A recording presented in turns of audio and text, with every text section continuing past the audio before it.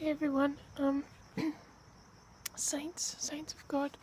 I'm just at my school. I've got this camera angle because it's easier to just kind of straining my arm to hold it up like that. It's late. I came out of the library and I felt like making a video, but I didn't know what to talk about, so I prayed briefly and asked if there was anything God would have me talk about. And then I started thinking about the time that He saved my life. And I thought, well, yeah, that's a pretty good topic for a video. I mentioned it in a testimony video that I did a few months back, but I since deleted all my videos.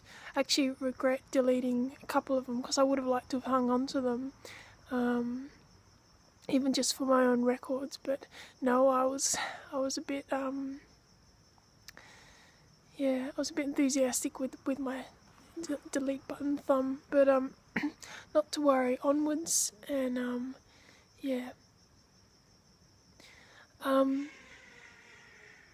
it's ducks. I'll get on to the story about how Jesus saved my life one night. I mean, in a physical sense, from physical danger, obviously He saved my soul, but this is my university, or a brief pocket of it that I attend, and it's so steeped in Greek philosophy, and there's a quote over near the near the pool area, which says that it's by beauty that we come at wisdom. Now the fear of the Lord is the beginning of wisdom, and there's another wall that's emblazoned, know thyself.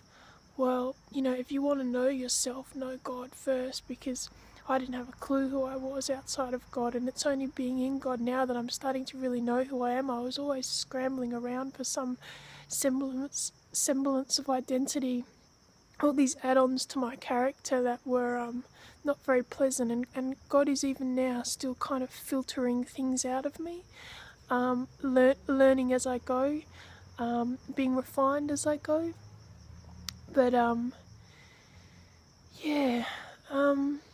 so it was about 2007, and I go out one night and I'm feeling restless, like I'm living in sin. I'd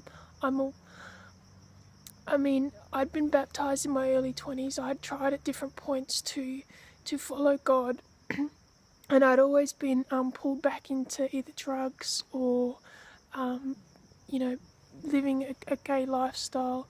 Maybe I should call it homosexual, because gay, back in my nan's day, that just meant happy, and I was anything but happy. But one particular night I went out and I was just kind of roaming around in the city. I was restless. I was kind of looking for something to do. If drugs had have come my way, I would have taken them, or, other kinds of sin. I wasn't seeking God, The yearning in my heart was not for God. It was for, something to break through the mind-numbing, boredom of my existence at the time, I guess. And I was walking home in a pretty low socioeconomic area that I used to live in, and of course people can get attacked in all sorts of areas, but I mean this particular area, it's got a bit of a reputation, people who don't live there kind of bit scornful about it. I actually think overall it's a good suburb. There are a lot of good people that live there, but when you get an area that has high drug use, it's gonna have a lot of social problems. It just comes with unfortunately the demonic territory that is those chains on people's lives, that Jesus busts through, hallelujah. And He really does,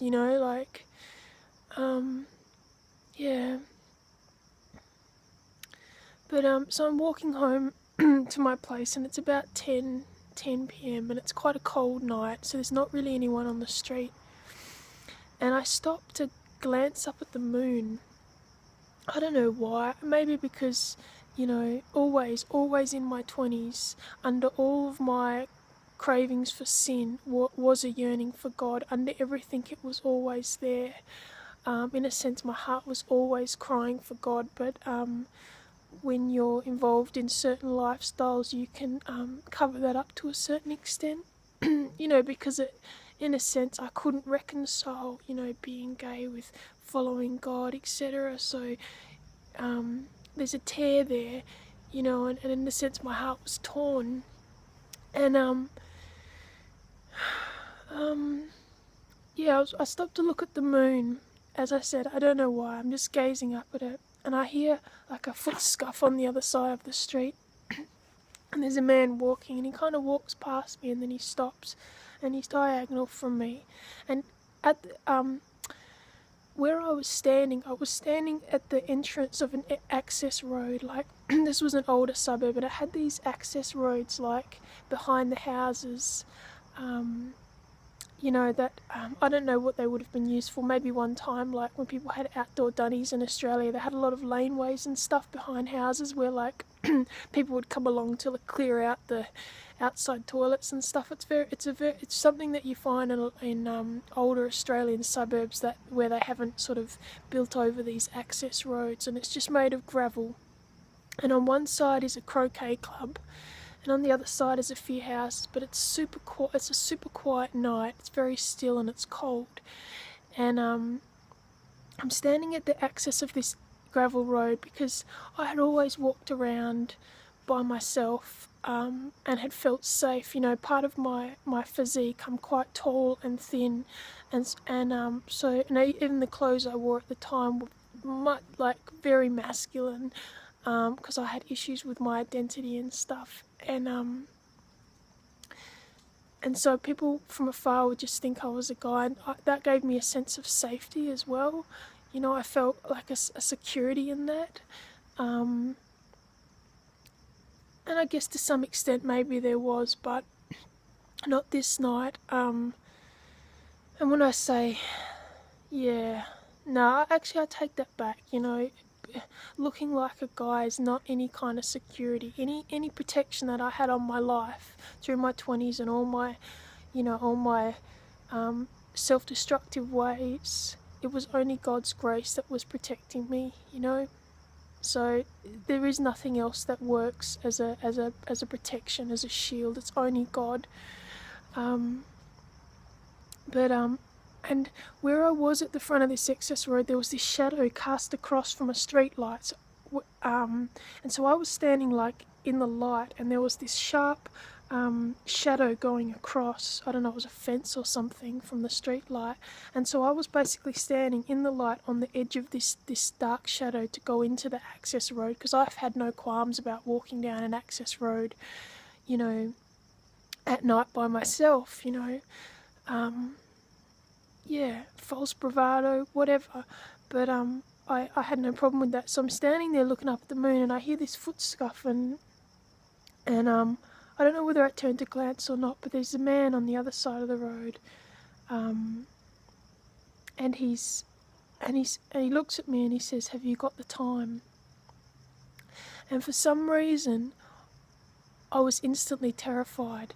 Like, I don't know that this has ever happened to me. Maybe once when myself and my sister were crossing a bridge of a river when we were teenagers, and both of us all of a sudden felt this terrible feeling in the air. We both looked at each other without even saying anything, and I just said, "Run," and we took off running. I believe it was something demonic in the air, to do with that area that we both felt, and we just took off running until we couldn't feel it anymore, and then we stopped. Kind of looking back, that's the only other time I've ever felt something this bad, but I would say this was on par, or it was worse. And all the hairs on the back of my neck stood up, and I tried to speak, and my voice came out like a little squeak, like a rabbit caught in the headlights just squeaking. I sort of said no, and it came out. You could hear in my voice that I was terrified. And the man started to walk towards me. He took like 2 big strides, and I mean, I wasn't even thinking. I just turned and I bolted into this access road. And it goes on for quite a way behind this croquet club, and these houses. And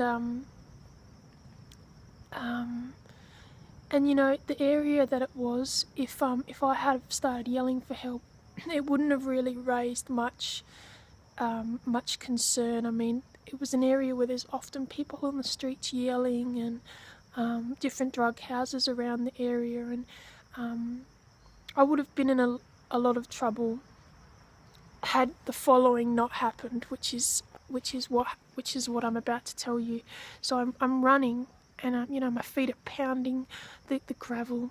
I'm running really fast. I can't even really feel my body, that it's moving. Like, I feel disconnected. It's just like I'm sitting there in my head going, I can't believe this is happening. Like a kind of shock or something, because I had no idea if the man had run after me or not. I mean, for all I know, I'd bolted and he had stood in the middle of the road going, whoa, what a weirdo, For all I know, that's what happened. But as I'm running, I can feel this wave or this wall of darkness coming after me. And it's almost like I could see it in my mind and feel its presence moving after me. And what it felt like was like a giant wave of dark water, like pitch black water, about 3 stories high, looming over and coming after me. That's what it felt like. It's like I knew that in my spirit or my soul. I could feel it and I could sense it was there, and I just knew what it was, And I'm running, and the only thing coherent that I could think apart from, just being kind of in shock, was Jesus save me. That's the only thing I could really form in my mind, because I was someone who knew that Jesus was true. I knew it. I had a sense of God even from a very young age, and I always, in a sense, maybe a part of me always felt like I would give my life to him.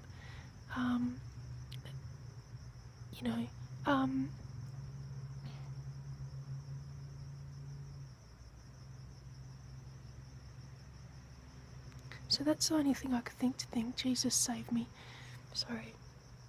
And I heard this voice in my mind. I don't know how to describe it. I felt it, I heard it, and it said, the house on the corner. This is what the voice in my mind said to me. The house on the corner is a Christian house. Now, I did, because I was interested in Christianity, and I had a yearning for God. I'd been baptized, and I'd seen Christian bumper stickers just as I would ride past. So I was like, oh, Christians live there, and that was vaguely interesting to me.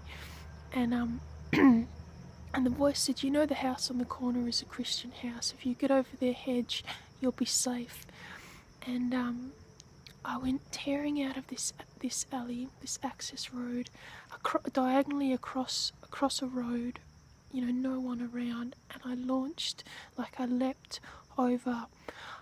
I don't know how high the hedge was, but when I went back, either the day after or a few days later, to look at it, I would have had trouble climbing over it. I would have had trouble scrambling over it. It was a really high hedge, and I leapt over it and landed without hurting myself. My adrenaline was very high, but I believe the Holy Spirit carried me safely over that hedge, and I landed. And as I kind of put my head up and looked back over the street, over the hedge, the man was in the middle of the road, so he had been right behind me. As I bolted, he bolted after me. I was running really fast. Like, when I have adrenaline, I can actually run pretty fast. And he had been stride for stride, pretty much, coming after me. And if he had caught me in that alley, who knows, it's very sobering to think about, But yeah, I landed, and he was turning back and going back into the alley, and I stayed in the front home for a while. I actually knocked on the door, but no one answered, so I just kind of hung around in their yard. And then I climbed over their back fence, and I'm absolutely drenched in sweat, it was really full on. And as I'm climbing over the back fence, I realise that I'm climbing over a grapevine. It was just like God was speaking to me, I am the vine, you are the branches, God uses symbolism in my life to talk to me, as I'm sure he does to you. But yeah, I kind of ran home, still kind of really shaken up, and but you know what, I think that night I was able to pray and forgive this man because of what God did for me. I hadn't even repented at that point. I wasn't like true repentance, like I would say happened to me last year. But I prayed and I said, Lord, I forgive this man, and I really did, because God had shown such grace to me, even in my waywardness, my rebellion, that I didn't want to in any way go against him by being angry or having unforgiveness towards this man. And when I prayed, not only for him to be forgiven, but him to be blessed and saved, it was just like a release in my heart that helped me. That helped me as well. That's the power of forgiveness. And yeah, that's the story. And I ended up writing a little letter to the family who lived at the house, telling them what had happened. And it was good because the father of that home had actually heard someone in the yard that night, or the family had, and he had been due to go interstate for a few days, and he was concerned about his family. So when I wrote the letter and signed it Emma, that gave him peace. But not only that, a little time later I went to a church called Eagle Rock in an adjacent suburb, and I met that family, and they knew who I was. I'm not sure how. I'm not sure if I signed my letter my full name or not, but somehow they knew, because I worked at the local shopping centre at the time as well, so people get to know you. They knew who I was, and it was a really blessed time of fellowship when I got to meet that family. God had used their home to save my life. So I say saved my life because I would have been in a lot of trouble. The man who ran after me, he was fairly well built and he had nothing but evil on his mind. So God is so good, and I'm so sorry, I try not to get emotional. I'm so glad and grateful to be able to call myself a Christian now. For many years I couldn't, because I knew that if you're going to be a Christian, you have to live like a Christian. You have to be for real. So I'm glad that I can call myself that now. Thanks for listening.